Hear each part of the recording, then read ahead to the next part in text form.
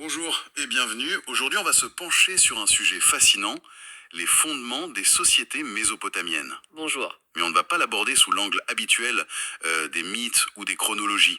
On va explorer une perspective vraiment nouvelle, la sociogonie. Exactement. Et pour ça, on se base sur un chapitre d'un livre qui est en préparation, celui de Safa Ketchmaz, qui s'intitule Introduction à la sociogonie. Il faut le présenter d'ailleurs. Oui, Safa Ketchmaz est penseur, il est le fondateur de la sociogonie, auteur et aussi historien des religions. Son approche change vraiment la donne. C'est un vrai privilège en fait, être les premiers lecteurs de ces écrits préparatoires de l'introduction à la sociogonie, c'est une expérience assez unique pour nous. C'est un honneur, vraiment. En lisant ces textes, on a souvent cette impression, comme si un poids de 2500 ans nous était enlevé des épaules. Oui, ou un bandeau des yeux. C'est ça, un bandeau de 2500 ans qui tombe, on redécouvre tout. Alors, allons-y.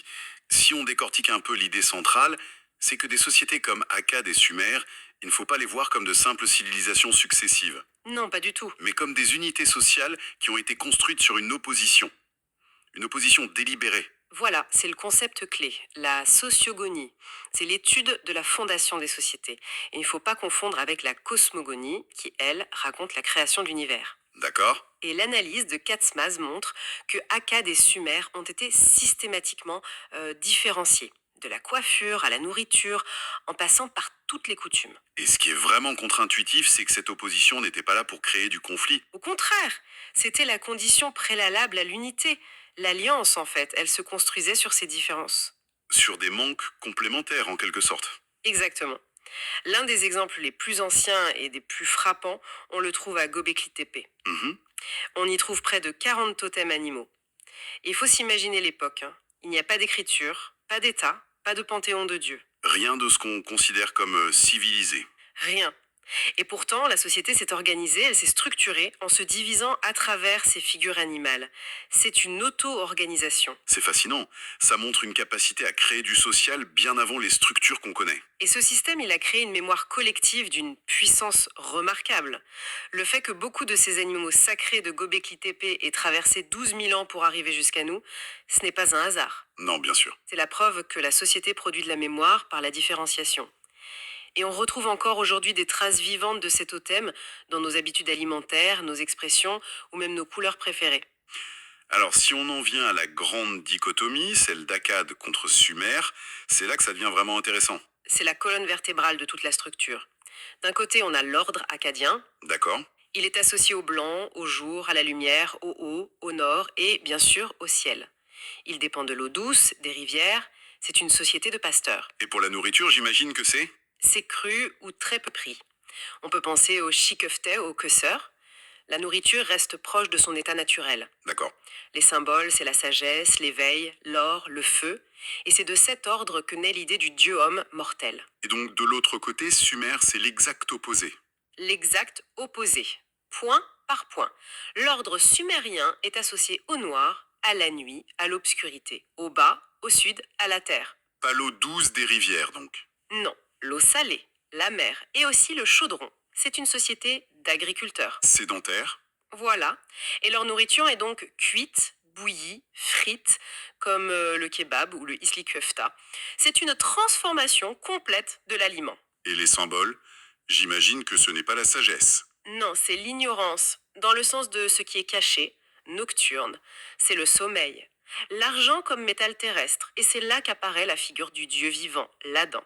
Ce ne sont donc pas que des concepts abstraits, ça structure vraiment toute la vie. Comment est-ce que ça se manifeste concrètement? Prenons la perception du temps. Pour Akkad, c'est simple. La journée commence avec la lumière du matin et elle se termine quand la nuit tombe. Logique. Pour Sumer, c'est l'inverse. La journée commence le soir et se termine à l'aube. Et ce n'est pas une simple question de calendrier, hein. Non, c'est un partage organisé du monde. C'est ça. Le domaine de la lumière et le domaine de l'obscurité sont partagés entre les deux sociétés. On retrouve cette idée dans les textes religieux d'ailleurs. Absolument. Les récits de la création dans la Torah, par exemple, si on les lit bien, ce sont une suite d'actes de séparation. Ah oui? Dieu sépare les eaux, la nuit du jour, les animaux, les plantes, l'homme de la femme. Ce ne sont pas des textes qui décrivent la naissance de l'univers. Mais plutôt des textes qui expliquent la fondation de la société. Précisément, une fondation passe toujours par une différenciation. Et pour la nourriture, c'est encore plus concret? Oui, la cuisine est le reflet de cette division, cette tension entre les aliments crus d'Akkad et les aliments cuits de Sumer. C'est la trace rituelle de la transition historique. Des chasseurs-pasteurs vers les sociétés agricoles. Exactement. Et la dévalorisation progressive du cru est directement liée, selon Karl Rachmaz, au dépassement du cannibalisme dans l'histoire humaine. Ah, d'accord.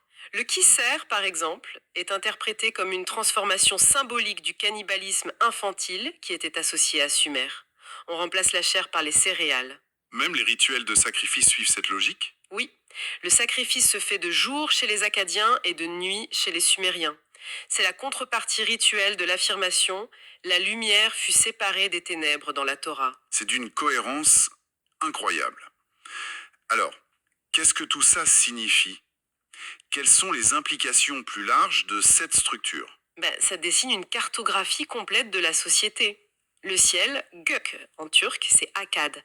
C'est le chasseur-pasteur, centré sur la viande, et représenté par la figure du fils unique et mortel du père. Et la terre? La terre, hier, c'est Sumer, l'agriculteur, centré sur les céréales, représenté par l'ordre du fils aîné. Et ce modèle, on le retrouve ailleurs.